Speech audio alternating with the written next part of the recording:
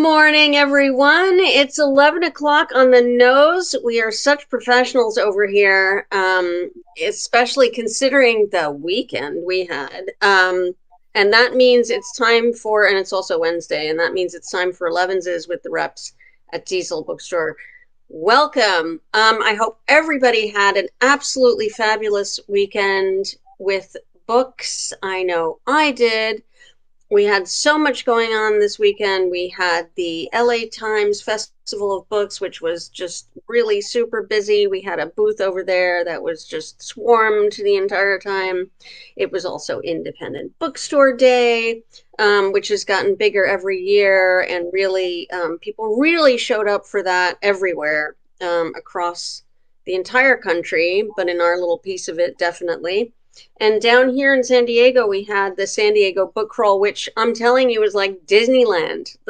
You needed tickets to get on the line to get a spot. I went to 9 out of the 14 bookstores that were participating in the San Diego Book Crawl, and it was amazing. Such great spirit, such great support for independent bookstores. Really just the geek palooza. It's like I was trying to explain it to somebody who isn't in this club, and I was saying, well, it's kind of like a Star Trek convention, but like for book geeks, you know. So it was a lot of fun. So thanks everybody for showing up. And for supporting the independents. It's great. It's getting bigger every year, which is really wonderful. I am going to introduce everybody, and we're going to start talking about books in a second. But I do have some important announcements to make first. So I'm going to tell you about those.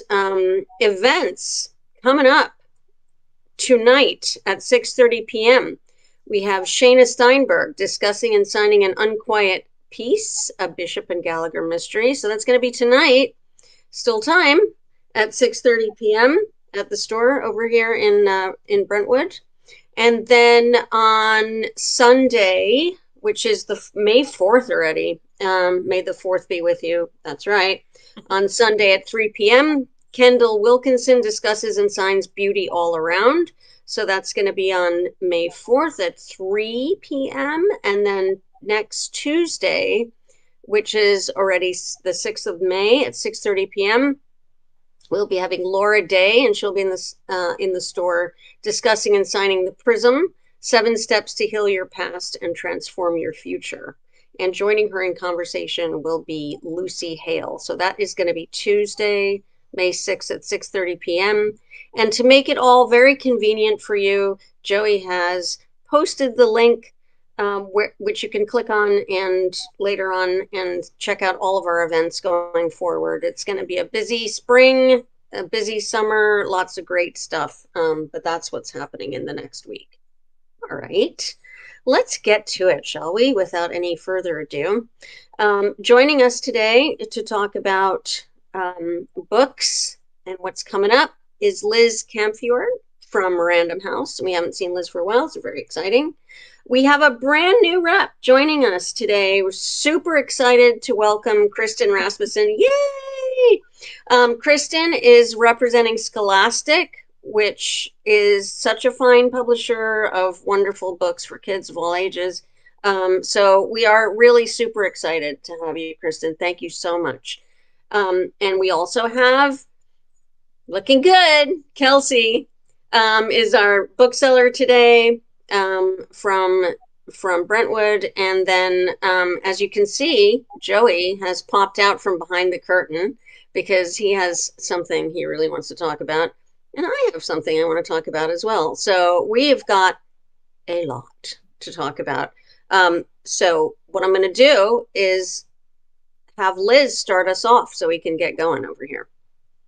And it's the last day. Thank you, Debra. So good to see everyone. It is the last day of National Poetry Month, but there's no reason to stop reading poetry. Never. Even Stephen King, I learned last week, reads a poem a day. So, yeah, he's really a poetry lover. So I want to talk about Martín Espada's newest collection that's just out called Jailbreak of Sparrows.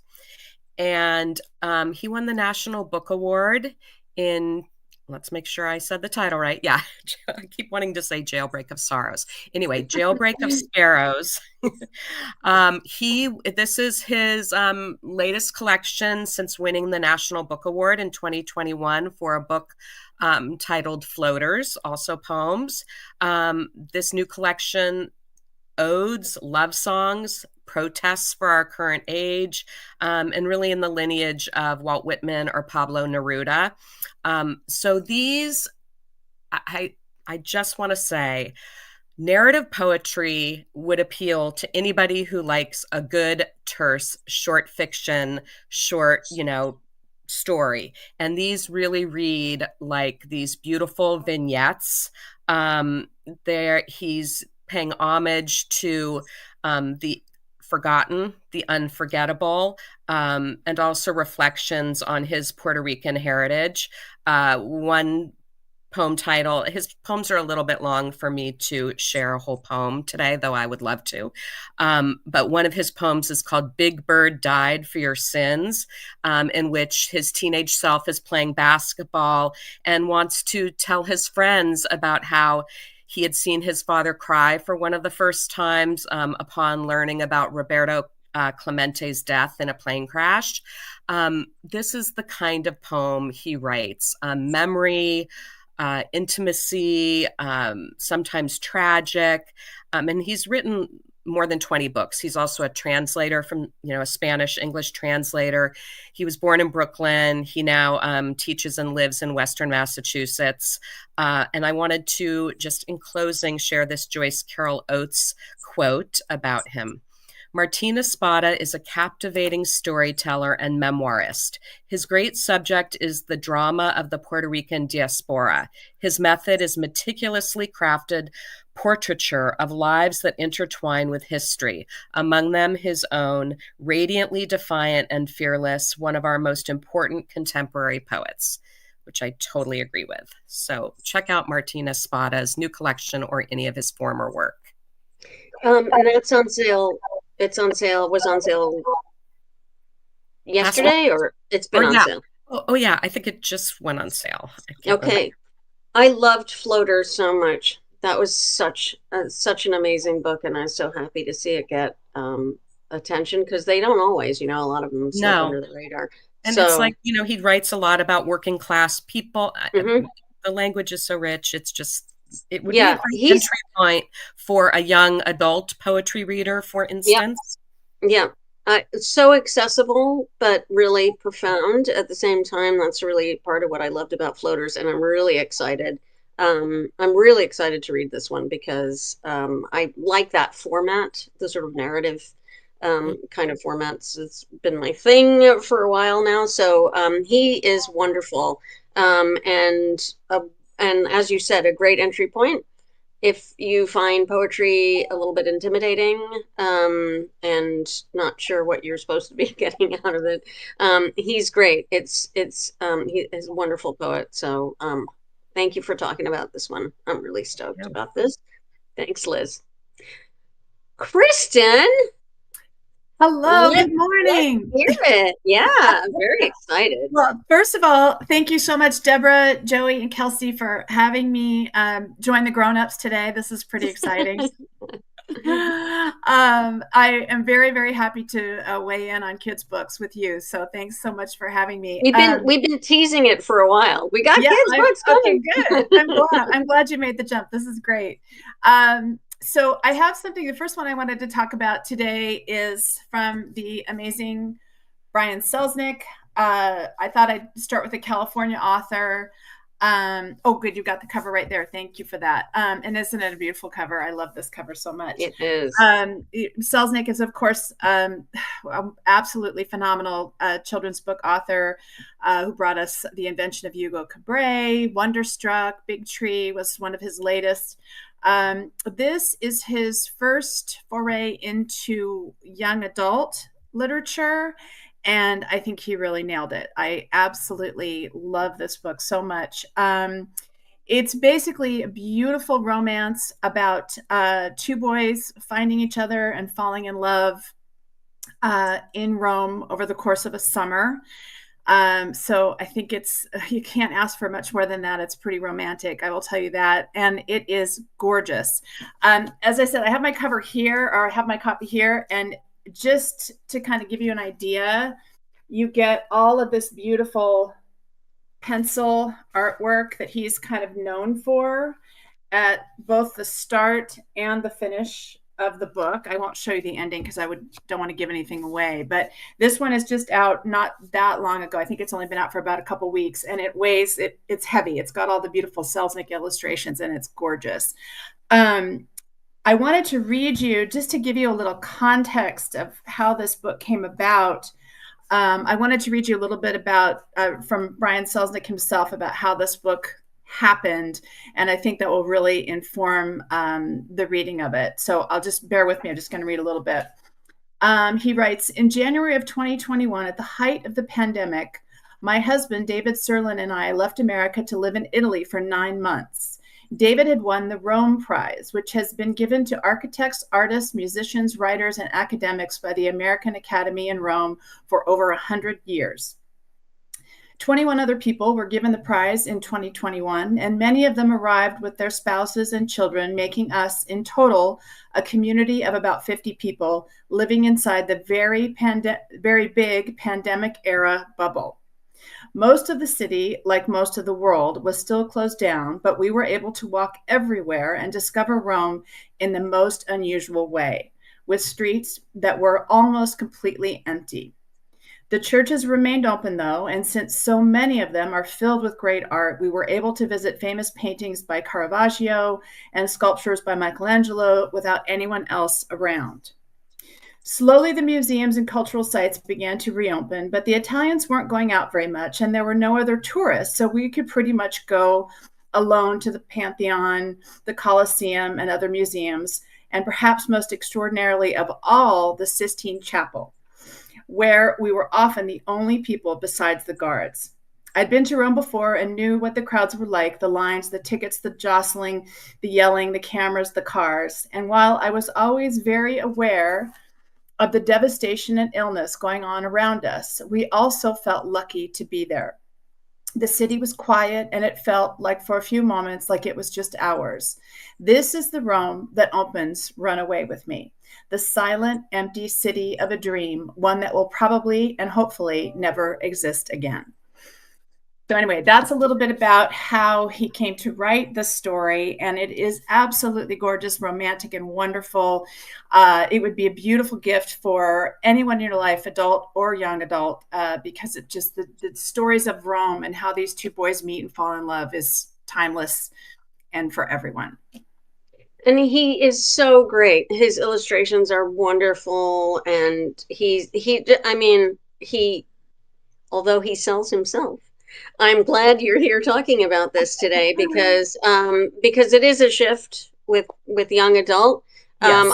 I don't think there's going to be any problem with, his younger readers, the middle grade readers, they age up. They're aging up, and right? they're gonna follow him.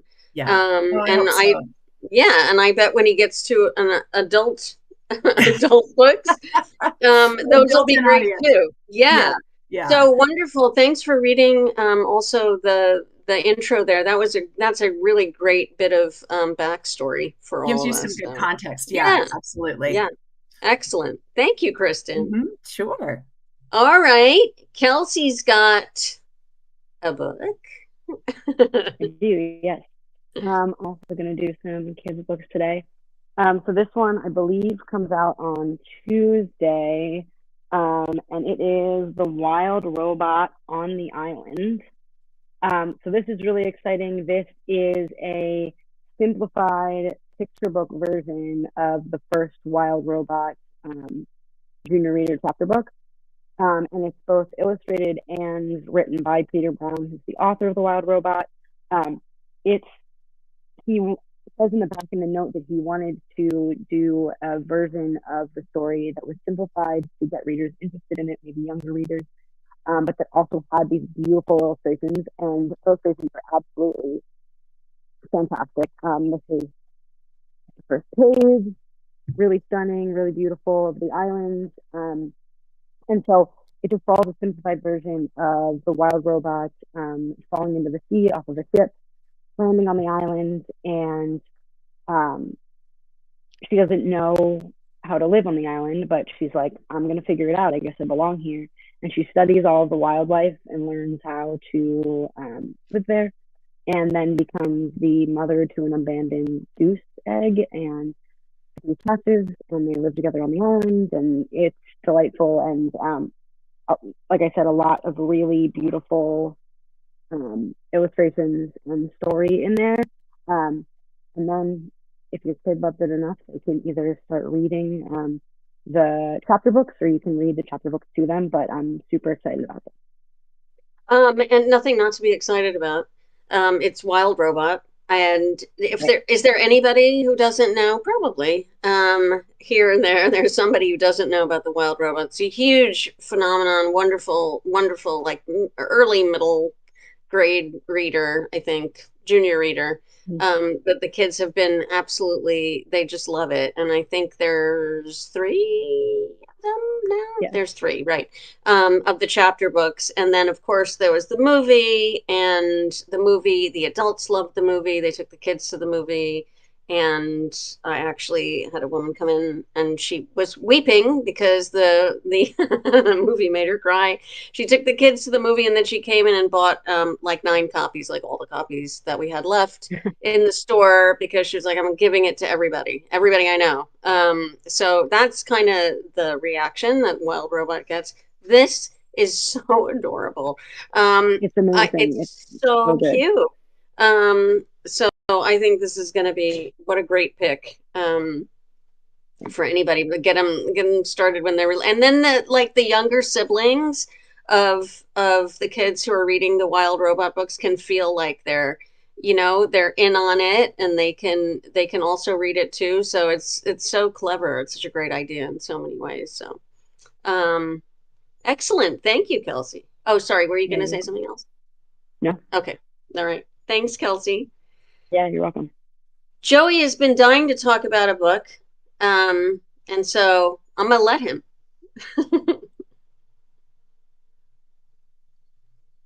Yeah, so the book I want to talk about, all I want to talk about lately, that my coworkers are definitely tired of me telling them you have to read this book, it's called The Daughter's War by Christopher Buehlman. And there we go. And it's been a very long time since I've read a fantasy book that gave me the same feeling that I had the first time that I read Name of the Wind by Patrick Rothfuss. And it was like in the kind of like transformative genre kind of book, where it is, you're reading it, and it's it's specific tropics of fantasy. There's lots, there's war, monsters, goblins, magic, etc. But it's more than that. It's more than what you are expecting, and it really surprised me because the way this is, sorry, I'm like disjointed. So this is technically the second book in the series, but it takes place before the first book, so you can read them in either order. And but it's not quite a prequel, because it's a different character than the second book that's oriented around. And the way that this character is telling the story, it takes place in a period of time after the previous book. So, before and after at the same time. And sorry, Amanda, we're never getting the third book. It's just, no, you just gotta, or the last Game of Thrones. So yeah, you just got to make peace with that. And then, but like, look at this is one of those books, and the way it's told is so beautiful in its language, and it's poetic, like the way that everything's are described, and it's all just soaked in grief and beauty. And the way that he describes things. Well, the way that his character describes things, the character is a woman. The way she describes things as a warrior is just incredible, beautiful. It's just such a different book than I've ever read, and just the again just the grief and like the worthiness of like loving something that you know is going to be gone is all throughout, and it's just such a incredible book. I can't. It's all I want to talk about, and if you let me talk about it, I'll talk about it all day. Christopher Buehlman, please read it. I want to talk to more people about it. Yes, read it so that you can come talk to Joey about it, and I will say that Joey talked to me about it. I think it was last week actually. I haven't read it yet. But what I always like about your recommendations, Joey, is that you always kind of home in on the emotional content of these books. Everything you recommend has a really solid sort of like uh, emotional or feeling at its core, that influences the entire book. And I think that's a great way to describe a book to somebody you're recommending it to. Because that's a universal, even if somebody looks at it and says, well, I don't know, I'm not particularly into goblins. But it's not really, it goes beyond that. So you certainly convinced me when you talked to me about it. And so I think you're probably being great at convincing others. So like honestly, like ground floor of this one. It comes out in paperback 2 weeks from now. And I feel like people are sleeping on him, and he is going to be like the next Patrick Rothfuss, like that kind of phenomenon where people just excellent. People find him, and they're all of a sudden like, how did I sleep on this guy for so long? Right. Because I also slept on him with The Black Tongue Thief, which was the first book in the series, and I read that one a couple weeks ago, and I went crazy about it. And then I read this one, and it was even better than the first one. So, all right. Well, as Kristin says, Joey can sell a book. I mean, that's what we do, right? Because we are passionate about them. I mean, that's it. That's the whole thing, sharing it, right? So, all right. Excellent. Thank you so much, Joey. All righty. Liz, back to you. Oh, are you going last, Debra? Okay. Yeah, I'll do the next round. I'll go the next round. Yeah. Joey, that sounds incredible. So I'll look it up. My next book is very different from that. But a little closer to Kristin's book. So I have Open Heaven, which is my favorite novel in a while, by Seán Hewitt, who is a poet. As we know, poets write beautiful, beautiful novels because every word is weighed and the right word. He came on the scene in 2022 with his memoir, All Down Darkness Wide. He was chosen in 2020 by the Sunday Times as one of their 30 under 30 artists in Ireland. And he has been on tour. He's now back in Dublin, but I got to meet him earlier this month at one of his readings from this novel, and he's just so lovely, and this book is just so perfect. It's going to sell. It's out. It's going to sell, I think, for a long time. And it's an Indie Next pick for April, which means that, a lot of booksellers loved it and voted for it. And so there's 10 Indie Next picks through the country, I think. 15, I think. Was it 15? Okay. Yeah, I think so. Yeah. I'm thinking of Library Reads does 10. Okay, 15 for Indie Next. So a little about the story. It's set in the 2000s, although the main character, James, arrives in this rural English town that he grew up in as an adult. And so the rest of the story is told in retrospect, but as if you're there. So he was a shy 16-year-old living in this very small town, discovering his sexuality and his longing for his boy classmates and particularly one crush. And there's some heartbreaking high school scenes. And he's just beginning to feel this separation from his family, who he has not come out to. He's actually outed by a friend of his who's a girl. And so it's really not about him coming out. It's a love story with another character, Luke, who arrives on a neighboring farm, whose father has gone to prison. His mom has sort of abandoned him. And so he's living with his uncle for a short period of time. He's a little bit older than James. He's not going to like a traditional school. So they have this incredible friendship. And I just am not going to tell you more about it, about the storyline, except to say that it's, adventurous. It's, the characters are incredibly beautiful. If you liked Call Me by Your Name, this would be just the perfect setting and tone and story to read, because again, he's a poet. His editor says, and I agree, he writes like Dylan Thomas. I mean, the nature descriptions are so beautiful. So again, this is like totally holds its own with other poets who have written novels like Kaveh Akbar's Martyr or Ocean Vuong's On Earth We're Briefly Gorgeous.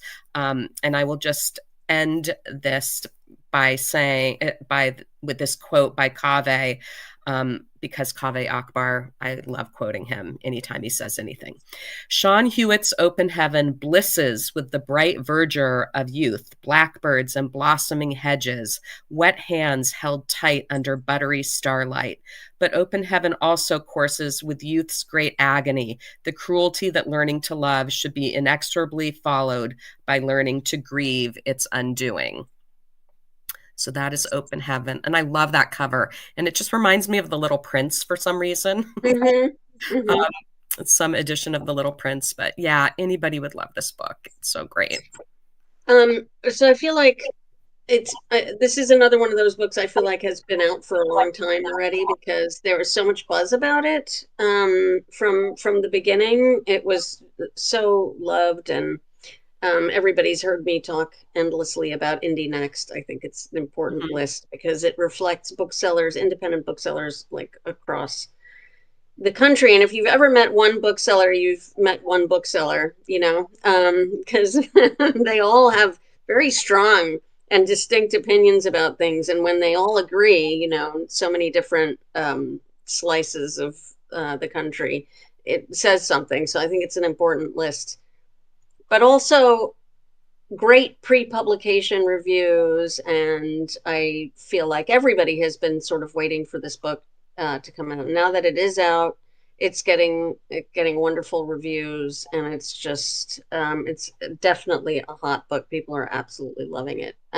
What a great quote that is. Thanks for reading that. Thanks for sharing that.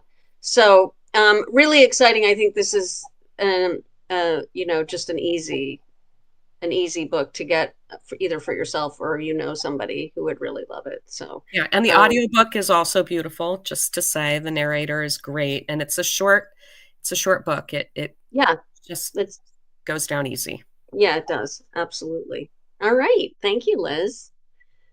Kristin, back to you. Okay, as they say, now for something completely different. Right, that's what we do. I'm going to veer toward something a little more commercial, but also slightly indie and fun. Okay, here we go. Yes, you're right, folks. It's the Shaw's official coloring book. Shark Week coming up. Shark Week is coming up, and if you can believe it, it's the 50th anniversary of that amazing, iconic movie. I was stunned and felt very old to hear that, because I so remember going to see that in the theater. Did you read the book though? Did you read the book also? Yeah. I never did.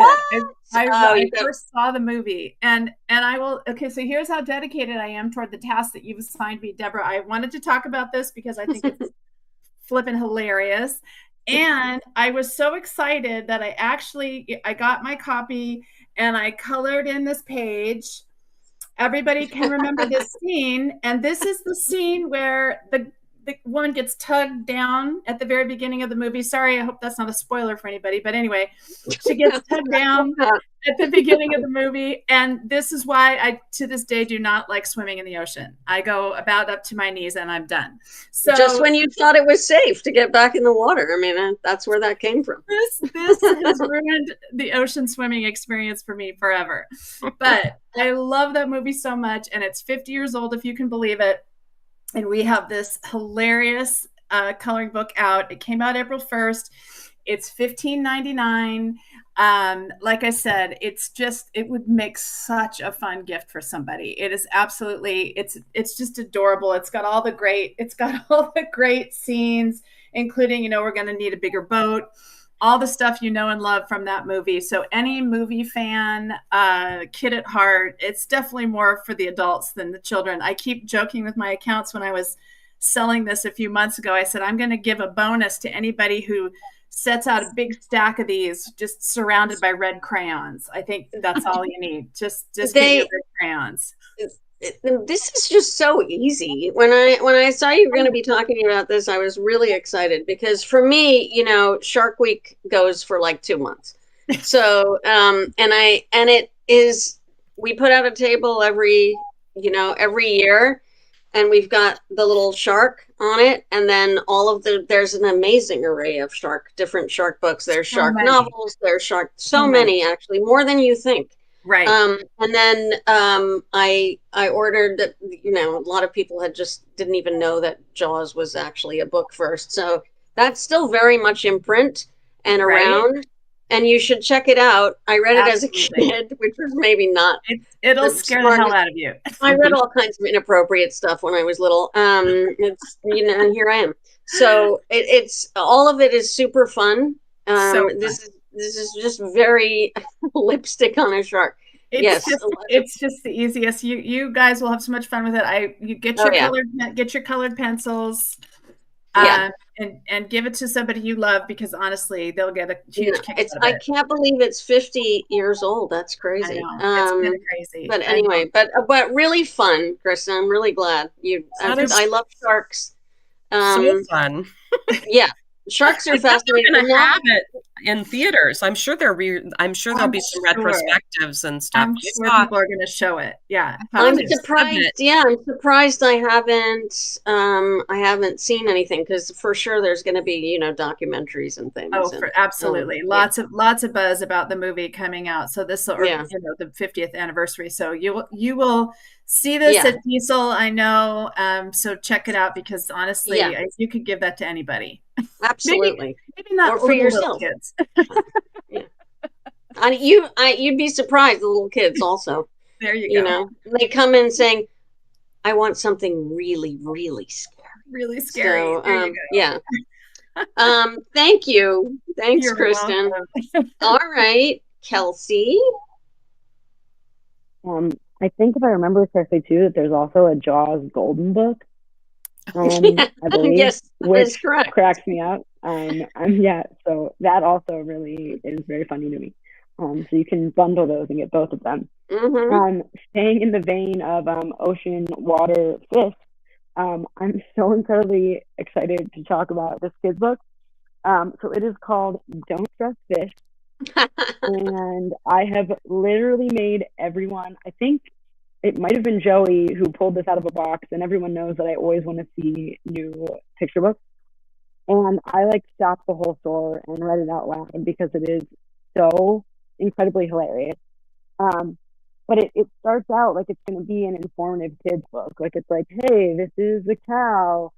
Cows are warm-blooded. They're mammals. And then it's like, here's a snake. Here's a bird. And you're like, oh, cool. And then it goes absolutely off the rails. And it's like, this is a fish. Don't trust fish.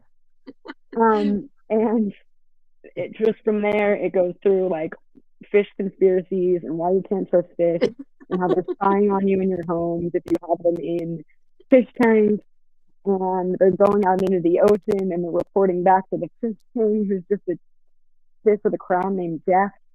who has actually two sharks as bodyguards. The whole thing is absolutely hysterical. I keep showing it to everyone. I made everyone read it. And then I don't want to spoil it, but there is a twist at the end that like wraps up the whole book that makes it even funnier.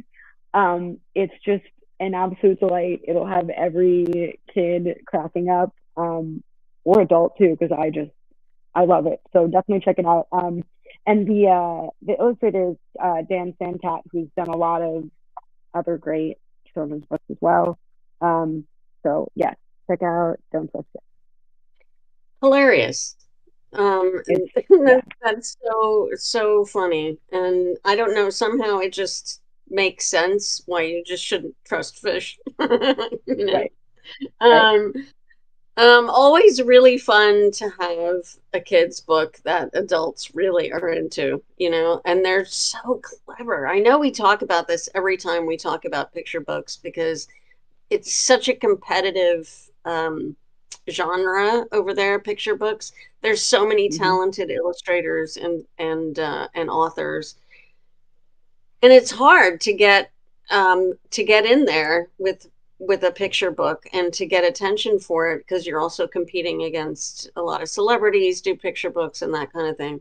So I feel like the bar keeps getting raised and these wonderful illustrators and authors keep meeting it, you know, and it keeps getting higher and higher. This is really one of those. I think Wild Robot's like easy and it's such a great idea, but this is hilarious. This is another one of those that gets special attention, I think, from booksellers, Yeah, right? certainly. Oh, look, Yeah. there's some Yes. so Thank funny. you.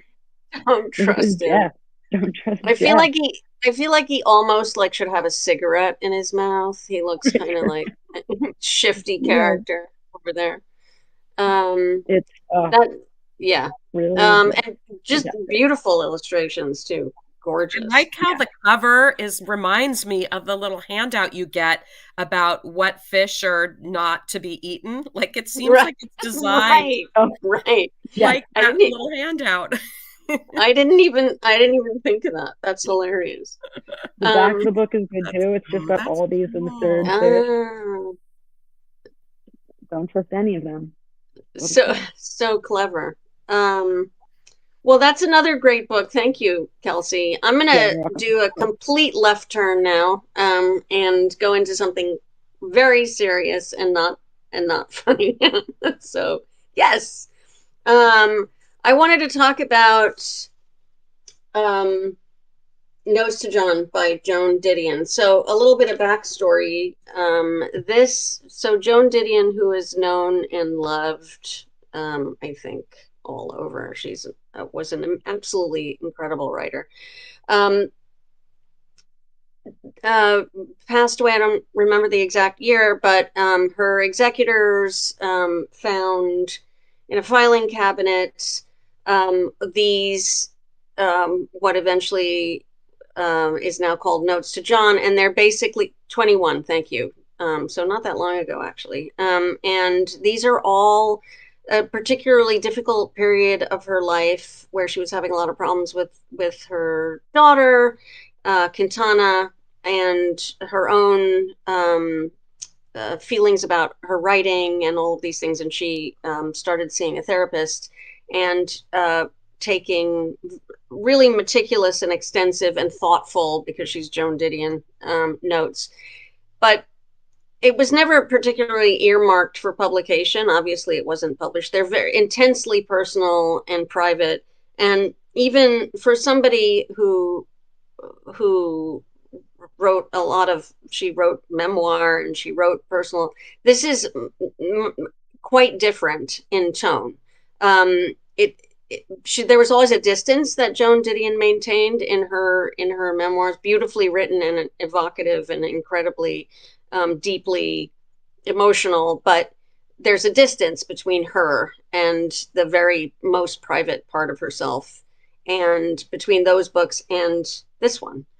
These are notes about the therapy, what she learned about herself, her own fears about parenting, her feelings about her daughter, her feelings about herself, and her own childhood.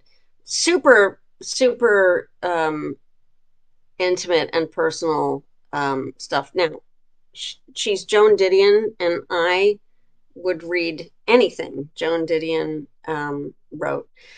There's a question, though, about whether or not, which I find equally fascinating, and she probably would too have something to say about it, about the decision to publish these without, there wasn't never a letter that said don't publish anything in this filing cabinet, but nor was there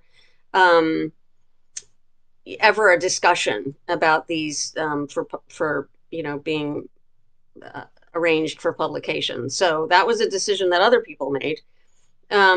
So that's worthy of some thought as well, I think, when you're reading it. If you're a Joan Didion fan, you're and who isn't, you're really going to, I think she's amazing. I think her writing is amazing. So you're going to love it. But I think this is also a question. It is, because in tone, it is quite different from her other work, because it is so private. So I think when you read it, you also have to think about that aspect of the book. Now, this is, I'm going to sneakily transition over to Liz, because this is actually Liz's book. It's Knopf. And Liz has some thoughts on it as well. I definitely do. So yes, this came from Knopf, Joan Didion's longtime publisher. I have a lot of thoughts about it. Joan Didion's a touchstone writer for me. So like Debra, I'll read anything she wrote, and I read this, and I also went to a panel last weekend at the LA Times Book Festival that included Griffin Dunn, talking about his memoir about the larger family. And so, of course, there was the question asked of him about this book. Now, he is not part of Joan Didion's, from what I gather, her literary estate executors, but who is Joan's brother. So yes, there are questions about, and her longtime literary agent. So he reminded everybody that all of her letters and books and all of that were already going to the New York Public Library with access to the public. Now, that's a far different thing than a book coming out and distributed nationwide. I understand that. But this was never going to be. So the question is, Joan Didion trusted her literary executors. So that's what I need to know. I also feel, apart from being a Joan Didion fan, and Griffin also said, which I totally agree with, yes, it's Joan Didion, but these are notes, not her polished, intentional work. So it's pretty raw. It's like directly from her psychiatrist to her page to her husband. I think that it would be something, if you had never read Joan Didion, I feel like a parent going through a child with addiction and all of those questions, I think this would be very powerful for that person. And Griffin said out loud, which is true, there's no secret, Quintana was a very severe alcoholic and died of alcohol-related diseases. Yes, I did know her. She went to my elementary school. And so I keep thinking, how would Susan, her best friend, feel about it? Like, I just think about other people that know her. But her brother, her literary executors, her longtime editor, I mean, it was going to, so all of those questions I've kind of put to bed, and I think it's an important book. And now that I also feel how helpful it would be to a parent, to a family dealing with this, my reservations are put to rest personally. Good. I because I didn't have the same, this has come up,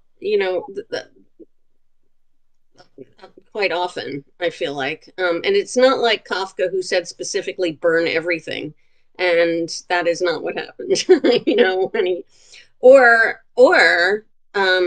Gabriel Garcia Marquez, who, the next August, or I think that's the, like, Nos vemos en agosto. Until August. until August. I keep thinking the Spanish That's what we do now. Yeah. And he really was suffering from dementia, and he really didn't want this published. And that's an interesting question, also. But I don't feel like it's like that, because it's even though it is completely a different kind of kettle of fish, it's still her, very much so. And her writing is sharp and amazing. I mean, I can't think of anybody who could write about their own therapy with such skill and style, right? It's amazing. And wouldn't you agree, Debra? She never writes with ego. Like, she's never trying to pump Right. herself up in any way. So this is even like more so. She's like, just Yeah. tell me what I did wrong. Tell me what I, like looking so clear-eyed at her. And for me, like, the part that stands out, we're spending a lot of time on this book. But we have time. But the part that really stands out for me is this section, and it's been published in quotes, I think, here and there, about her telling her fantasies when she was a childhood. She was talking to her therapist about, and she didn't have like a get married and go off, in a white dress into the sunset kind of marriage fantasy, like a little girl fantasy or whatever. Her fantasy when she was a kid was a divorce fantasy, where she would be wearing dark glasses and going off to like Francis Farmer or something. Yeah, exactly. And her therapist said, I've never encountered anybody who had divorce fantasies when they were kids, So that really stood out for me. I loved it. So, all right, lot to talk about, lot to think about, but regardless, highly recommended. It was an immediate must-have for me. So yeah. Thank you for indulging me. Liz, what's your next book? Oh, my next book is by Andrew Porter. It's his new novel. He alternates between short stories and novels, and it's called The Imagined Life. He also is on tour here. He lives in Texas and teaches in Texas, but he was at the LA Times Book Festival on a panel with some other erudite writers called Fictional Fathers and Family Sagas. I also happen to love the covers of his book. So this is set in California. It's a road trip novel. It's a midlife crisis novel. And then this very poignant father-son story. And it's set in California during the 80s, and full of the teenage angst of our main character. The patron saints of this novel are the unlikely trio of Stevie Nicks, Proust, and Antonioni. And our narrator is Stephen Mills. He's at this crossroads in his life. His wife and son have left, and he doesn't know if they'll ever return. And this leaves him really in this state of needing to find out what happened to his own father and the unraveling of his family of origin. And his father was this brilliant, charismatic professor. The opening chapter sets this incredible kind of melancholy atmosphere, but it's one of his parents, they were legendary for their pool parties and all of the antics that would happen amongst these, academics and all of that. Anyway, in 1984, in the novel, his beloved professor has a career crisis, and he's sort of canceled, and he disappears. He's denied tenure at his university. He disappears. So this story is a reconstructing of the past to find out why did his father disappear.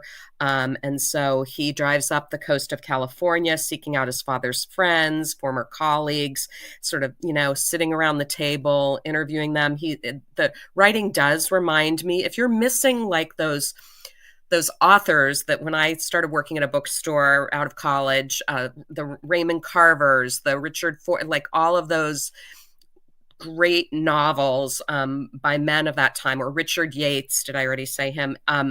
This would be, it's kind of, one interviewer said, this is sort of an old-fashioned literary novel in that sense. And I see what she meant by that. And he did not disagree in terms of this just really compelling, inquisitive philosophical, invoking, like I said, Proust and all of these different, and nostalgic and sort of melancholy. So read The Imagined Life to see what he discovers about himself and his family. It's really well written. I'm in love with this cover. I know we're not supposed to judge books by their covers, but this is an absolutely outstanding cover. It says so much. It really, whoever designed this has done an amazing job. I love it. But it's got all of it. Palm Springs. It's got all of the elements that I like anyway in a book. California road trip and family. Sign me up. I'm there. I've been looking at this one for a while. I haven't read it yet, but it's been on my list for all of those reasons. So looks really good. And I think appealing to really a lot of different kinds of readers. I wanted to say something. It was a good segue from talking about Joan Didion, because he, in the interview, was talking about how he reads alongside writing, and he was reading a lot of Joan Didion and James Baldwin, and their nonfiction, and he wanted that sort of tone in this a little bit. So I thought that was interesting. Yeah, that is. And nobody writes about California better than Joan Didion, in my humble opinion. Other people's mileage may vary, but this is a wonderful book. Thank you so much, Liz. Excellent. 3 really fabulous books. Well, Kristin, you're going to wrap it up for the day with your last book. Ooh, no pressure. Yeah, no pressure. I know. And I have to say, I just have a bone to pick with Kelsey that she picked some children's books that I'm like, damn it, I wish we had those. Kelsey always has the best kids books. Yeah. Well played, my friend. Very nice. No, those are all, I love everything. I made so many notes here. I've got tons of notes. I'm going to be looking for all of these. So I just want to mention lastly, a quiet book that probably nobody's heard of called The Hunger Games. No. I know. Sounds vaguely familiar. So just out not long ago is the 5th book called Sunrise on the Reaping. But in order to really capture the moment, we have these gorgeous special editions of the first 4 books with all the pretty stuff, and they're just beautiful. So that is gorgeous. Aren't they pretty? This is the perfect gift for like the big super fan who has the other books. They're probably pretty dog-eared and worn out by now, but if you need some fresh copies, the new ones are super fancy and super pretty. And thank you for putting up the cover of Sunrise, because I haven't been able to hold on. Every time I get one, somebody takes it. So I don't have any. This is the cover for the new one. It was out March 18th. It has been selling like gangbusters. It is it does not disappoint. I will tell you, everybody, I think we were a little worried, like, I don't know, how's she gonna top some of the other ones, and she did not phone it in. Suzanne Collins is amazing, and this book is phenomenal. So for those of you who haven't caught up yet, who haven't heard the news, maybe you've been out of the country, or I don't know, maybe Jeff Bezos sent you up out of the world. Yeah, you went up with those other 5 gals. I don't know, but anyway, back on Earth, this is the one, Sunrise on the Reaping. So this is 24 years before the first Hunger Games, and this is the beloved Haymitch's story. So we've all been wondering, what is his backstory, and this book will tell you everything you need to know. Basically, I'll just read you a little bit about kind of just a teeny little snippet. It says, when Haymitch's name is called, he can feel all his dreams break. He's torn from his family and his love, shuttled to the capital with 3 other District 12 tributes. A young friend who is nearly a sister to him, a compulsive odds maker, and the most stuck-up girl in town. As the games begin, Haymitch understands he's been set up to fail, but there's something in him that wants to fight and have that fight reverberate far beyond the deadly arena. So we all love Hamish, and this is his story, and so you do not want to miss it. I promise. Collins delivers on this one 1000%. It's so good. And yes, there is a funny story though, that someone came in and said, "Oh, you're holding a copy of Sunrise on the Reaping for me." And I was like, "What's that?" I don't know. Just that Hunger Games. Hunger Games. You really had that part. Yeah. Had a moment. What? Don't need the title. Just the purple Hunger Games book. Yeah, that's it. So, yeah, it does. Another one that sells itself, but also it's great to know a little bit more about it. And also thank you for talking about the very pretty set, which is so pretty. Yeah, which is absolutely gorgeous.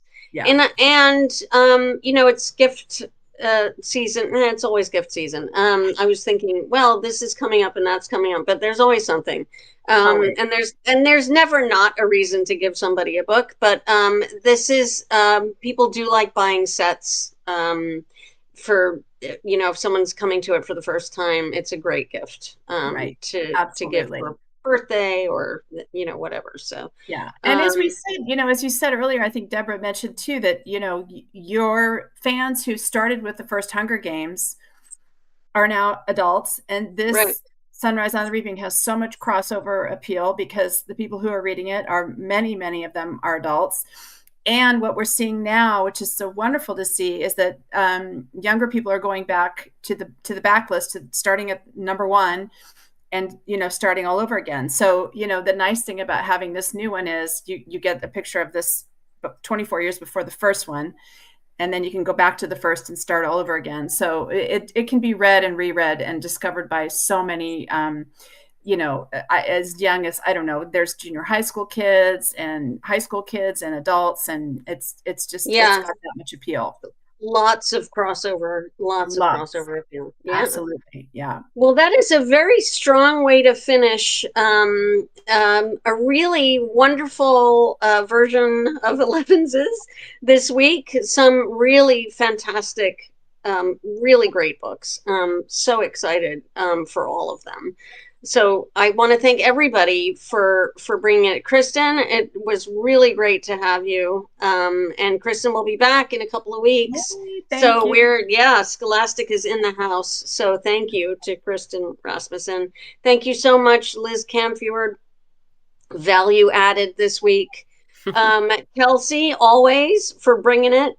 And giving us a laugh and with the adorableness. And thank you, Joey, also for your pick this week. I'm really glad that you could talk about it. I know you want to all the time. Thanks so much for everybody for tuning in this week. We will be back again next week. We'll be having more reps. We'll be having more books. We'll be having more little rabbit holes that we go down. And until then, everybody, please stay sane, pick up a book and read it, and have a wonderful week. And we will see you again next week. So thank you, Debra. Everybody. You're always so gracious, commenting on everything we present, and appreciate that. Thank you, Liz. Thank you. Bye, everyone. Bye, everyone.